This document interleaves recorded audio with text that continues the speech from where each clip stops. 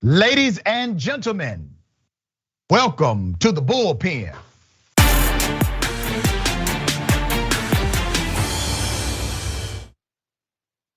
He's back. We have Satya Marar, who is a research associate for the Center of Independent Studies, technology writer, and policy analyst. Very smart guy. Mr. Marar, thank you for being on the show. How are you?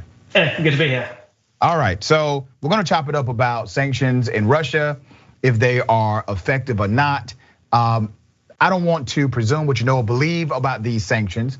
So if you would, give us your sentiment and I will then respond. Sure, look, Russia had been contemplating what happened a few days ago, possibly for up to 20 years. Since 1997, there was a handshake agreement between the US and the Russian government at the time against further expansion of NATO into Russia's sphere of influence. Now, of course, this was never put into a proper treaty. The idea that this was a permanent state of affairs was never really on the table. But ever since then, things have been changing rather drastically in terms of the Russian camp. What we now find ourselves in is a situation that Russia has prepared for a very long time. With that being said, the sanctions that are currently being contemplated are causing tremendous damage to the Russian economy. If we do want to take these further and cause even more damage, that can be done. The two main instruments that are causing the most hurt are firstly cutting off Russian banks from the international SWIFT system. This is a system that allows for international money transfers in a safe and secure way. Cutting Russia off completely from this, and they have not gone that far yet, but cutting them off completely would make it impossible for Russian businesses to receive payments from foreign customers and foreign businesses to, of course, pay the Russian companies that they've hired. And unfortunately, as things currently stand, the European Union and other parties have been reluctant to extend this as far as the energy sector goes, which is one of Russia's most powerful sectors. The reason, of course, being that this is the point where the sanctions are not only going to severely hurt Russia, but severely possibly hurt and damage the countries and economies that are going ahead with the sanctions. Gas is currently expensive globally as things stand. There is an inflation crisis happening in the United States. This could make things even more difficult. The price of oil right now is about $75 US a barrel. If you go all the way up to 125, and we're all going to be feeling the pinch there.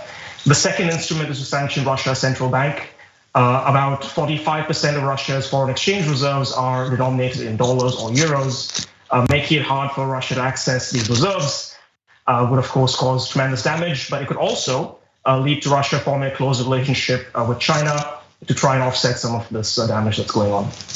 Yeah, there's a movement, there's a campaign inside of Russia right now to stop Russian citizens from converting rubles into other currency so they won't feel the impact of how the strength of their currency has diminished significantly. But let me highlight a few things about sanctions, okay? So sanctions are really meant to make the citizens of the country uncomfortable.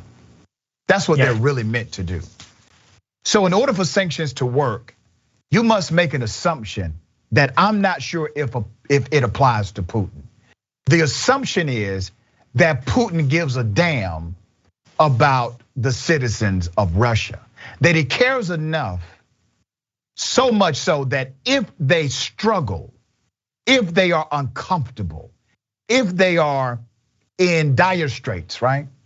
That he will say, oh my gosh, what have I done? I'm hurting the citizens that I love. And I think that's a dangerous assumption to make about Vladimir Putin. So the sanctions are meant to make citizens of the country uncomfortable so that you change any level of popularity as relates to backing what Russia is doing. Now remember, Vladimir Putin has appealed to the common denominator of safety, right? There's always a sales pitch with a war. American leaders do it, every leader does it in every country. They sell the war. So what was the sales pitch? The sales pitch for Vladimir Putin to the citizens of Russia has been, we're doing this for the safety of Russia.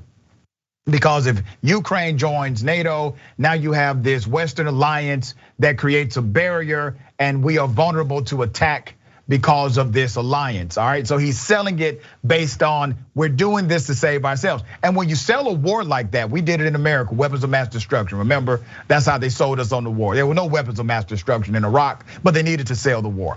And so he sold the war. He started selling it, however, during the Trump administration. But once again, the sanctions assume that Vladimir Putin has enough care for Russian citizens for them to be effective. That's one point. The second point is this: at what point in the sanctions escalation do we start actually impacting their ability to shoot and to kill people? War is about blowing things up and killing people. You need ammunition to do that. And you need steady ammunition. Let's go back to what Russia did to assist the Vietnamese soldiers to fight American soldiers.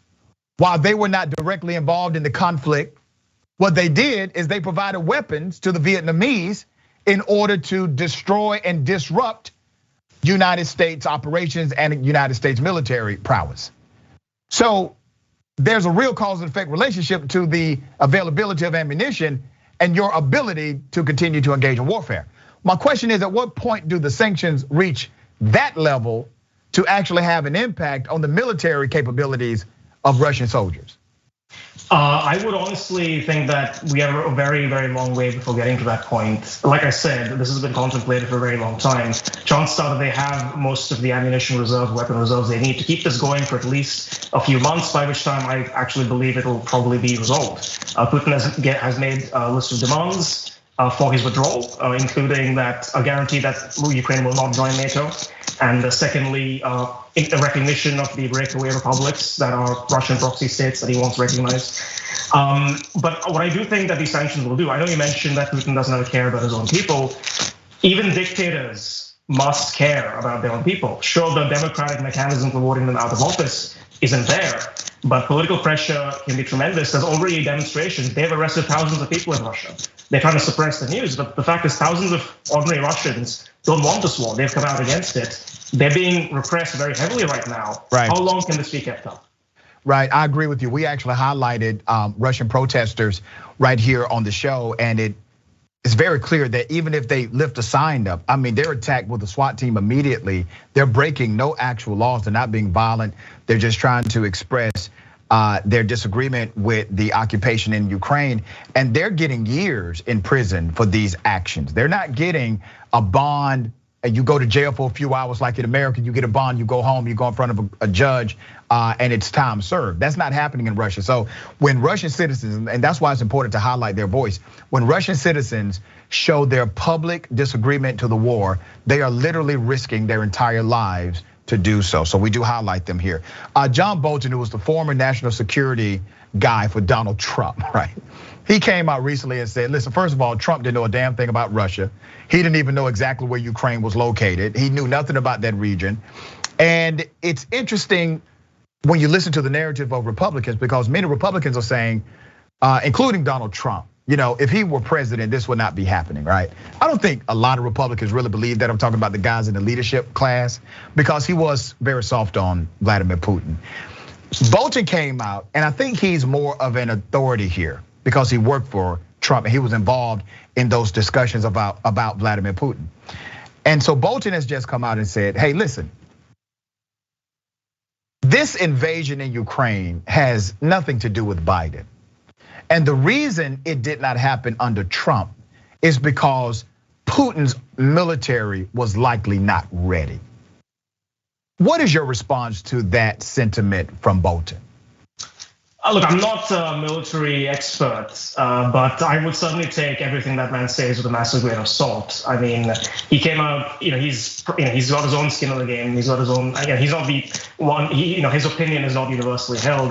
I think it's impossible to say whether this would or would not have happened under Trump. We only deal in hypotheticals. I do know, though, that Trump reportedly told Putin at a private meeting at an international forum years ago when he was president, he said, if you invade Ukraine, I will shoot missiles at Moscow and take down those beautiful golden domes. I'm paraphrasing slightly. Putin apparently laughed in response, not knowing whether to take that seriously. I think the value of Trump, for better or for worse, was that you never quite knew whether he was being serious or not. And to your point about his treatment of Putin and being soft on Putin, look, I mean, I can't necessarily comment on that, but I do note that when Bashar al-Assad, the Syrian leader, was accused of using chemical weapons on his own people, Trump did respond with a surgical strike, which seemed to get that regime to comply. So I don't think you can make a judgment one way or the other. All right, so let me make a judgment on this. When Donald Trump was president, he lifted sanctions. He had to be voted over, like he had to be overridden by the Congress. A bipartisan vote said, no, we can't do that. We can't lift these sanctions. And according to multiple people who worked in the White House who have now written books, they said every time they were forced to sanction Russia because of a Russia aggression or Russian statement or something that they have done, Trump always complained and said, we're being too hard on Vladimir. We're being too hard on Russia. And so this was universal with everybody who has written a book about Trump and connected to his policy as it relates to Russia. Anytime he did a sanction, it was very reluctantly. It wasn't something he embraced. He wanted to be friends with Vladimir Putin. He wanted to have a friendly relationship with the guy, even if he was contrary to American interests. And you have to remember this, dear brother. 18 intelligence agencies all concluded through independent investigations that Russia was involved in trying to manipulate American democracy at a systemic and sophisticated level. Donald Trump reviewed all 18, well, that's according to Trump. And he came out with the conclusion that Vladimir Putin did not do so.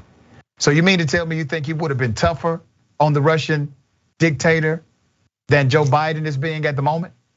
I think that point's going both ways. I mean, in response to what you just said, one of the things that Trump was heavily against was lifting sanctions that were placed on the Nord Stream 2 proposed gas pipeline between Germany and Russia, which would seriously increase European dependence on Russian fossil fuel, on Russian natural gas. This is one of the pieces of leverage, that is their dependence on Russian natural gas, that Russia is asserting over the European Union going forward.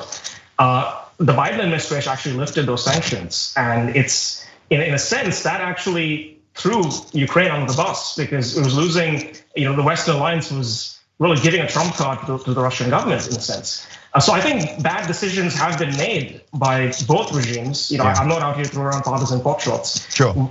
I think what's important is what do we do right now? And here's the thing, China is already getting involved. China is speaking to the Ukrainian side. They're trying to be mediators in all of this, trying to fill the peacekeeper role. The problem is they're going to try to spin this in a way that could legitimize their future annexation of Taiwan. Well, that's exactly what they're going to do, not try. That's the reason why they did not come out boldly and say, listen, this is wrong. They had an extremely watered down response because within the next 5 years, I predict China is going to do the exact same move against Taiwan. And by the way, Donald Trump was helpful in that too, okay?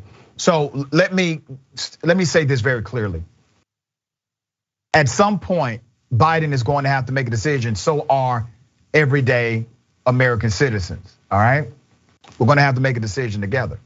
And here's the decision. If you do the extreme, I'm talking about in sanctions. If you go all the way, Biden, that means Americans will have to pay more. They will have to pay more in gas. They will have to pay more in consumer products because it will severely impact those industries. So the question is, are we as a country prepared to protect democracy by spending more on the goods and services we receive in this country? That's a real calculation that we may have to deal with very soon. Do you agree? I agree with that, but I do want to say when it comes to protecting democracy, I think the US has some way to go to earn back some of its moral authority. Come on, man. We know America's schizophrenic on their domestic versus international policy. So yeah, I agree with you on that. All right, thank you so much, brother. Always a pleasure having you on the show. No worries, thanks.